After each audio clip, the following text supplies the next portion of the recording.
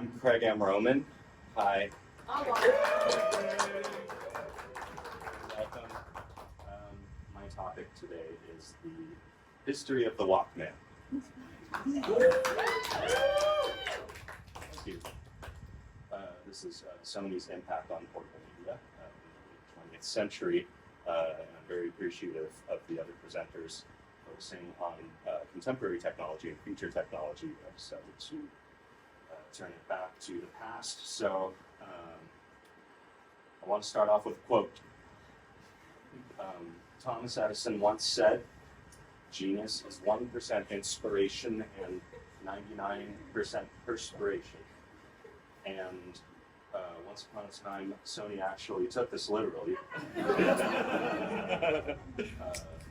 In the 70s, they proclaimed, if we exercised more, we would be smarter, friendlier, and more productive as a society. So that being said, they figured out perspiration is the key. In the years since the I'm just going to read what's on the slide. In the years since the destruction of Hiroshima and Nagasaki, obesity rates in Japan were skyrocketing. Workplace morale had hit an all-time low, according to data gathered by the WHO and UNICEF, and intergenerational relationships were becoming increasingly fractured, leading to a declining birth rate. Sony co-founder Isaru Ikuba knew a lack of exercise was the issue, and he was correct. It has never been proven fun, and is always complaints. Japan needed to sweat, and it needed to sweat fast. So, turning thought into action. Sony Executive Deputy President Norio Oga was tasked with inventing a portable music player. In 1979, the fruits of Sony's labor came to life in the form of a powerful new consumer device. This device was called Walkman, as pictured. And it was a hit, as you can imagine. We've all probably heard of the Walkman. You might have owned one when you were younger. You might still use one. I don't know why you would. So, success, expansion, and refinement. This is the beginning of a larger arc for the company. The Sony Walkman was far more popular than Sony could have predicted out based on their sales estimates from the start.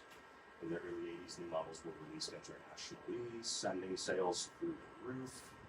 The new Walkman editions kept the lineup fresh.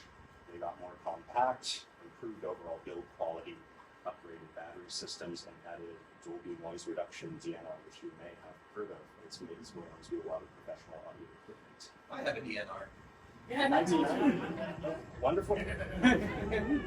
In 1990, please save your questions. In 1990, they sold 100 million units, and by the year 2000, they weren't far from 200 million. So things were on the up and up for Sony. So, while on a visit to Japan in 1993, President Bill Clinton famously proclaimed, "Prime Minister Miyazawa has fostered great prosperity in the land of the rising sun. Companies such as Toyota and Sony have ushered in a new age of economic prosperity for the people." I'm bringing this up. It was kind of a famous speech when it happened. It was televised all around Japan. I don't know if it was on our networks out here. Together, they overcame the death and destruction of events past. They honor their loved ones who died in the flames and wreckage of British times long ago. The indescribable pain which robbed thousands of their futures is but a faint memory as we enter a new century full of optimism. I go running with my Walkman and feel. Can't make this stuff up. So.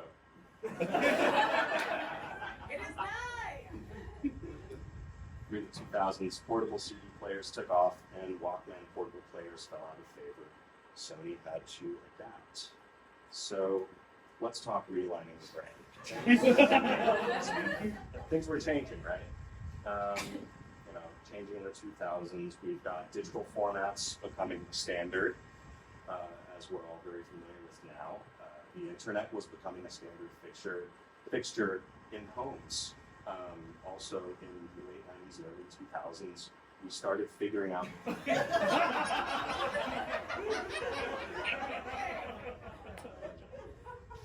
There are gay people, and this needed to be factored into their marketing and their situation. Also, we finally started to figure out maybe we should do like Black History Month. They were catching on, and they also, through leaps and bounds and great strides in the early 2000s, caught on this feminism thing. That's bad. And I mean, to be fair, the West was only ahead by a few years, so they weren't that far behind. But they realized what they had to do, and what they did was they created the Walkman.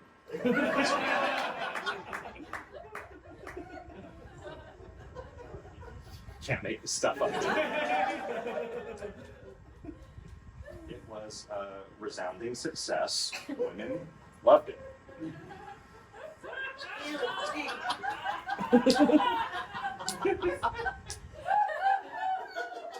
So Sony went on a marketing rampage.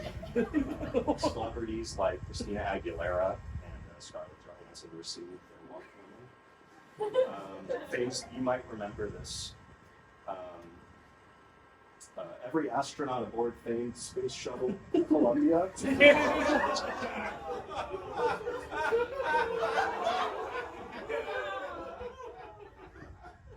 what you're saying is it blew up. It was very popular, yeah, that's what it was.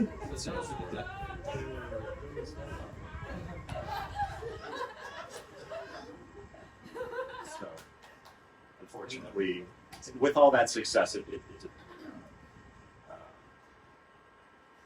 a sad part of the presentation. Torrents and music blogs ushered the downfall of physical media during the late 2000s. I think there's some formatting issues on my presentation. By the mid 2010s, most people had forgotten what tapes and compact discs were, and today we listen to our iPods.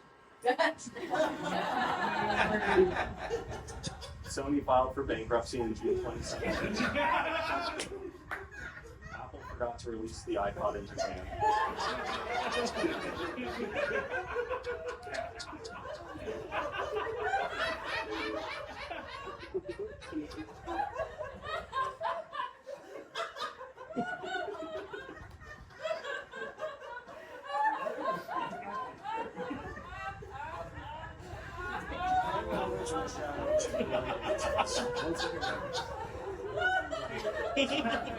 Oh my god!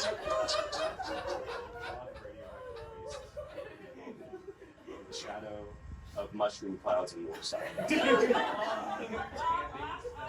Can't make it. This presentation is dedicated to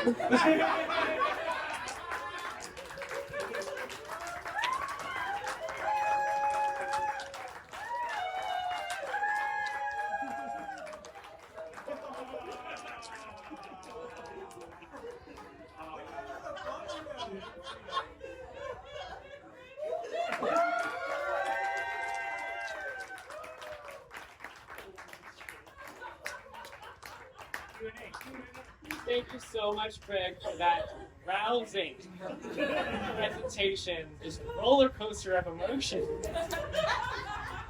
I think we have time for a couple of questions. Yes? Is Pokemon Go Japan's last-ditch effort to get Japanese people to perspire and survive again? Is that like a QAnon? They outsourced that to Malaysia. Yes, Ian? Do you have any comments on the ill-fated Sony Discman product? Frankly, I actually never saw a CD. I don't really know anything about that market. But I mean, a very curious question. Weird, yes. We all know the current situation in North Korea, but I believe since Japan has been thoroughly subdued, south with the resurgence of K-pop in modern media, especially to today's youth, do you think our new competitor will be both Koreas? Unite the Pacific Theater once more. I don't feel qualified to answer that question. I think you are qualified to answer Thank you.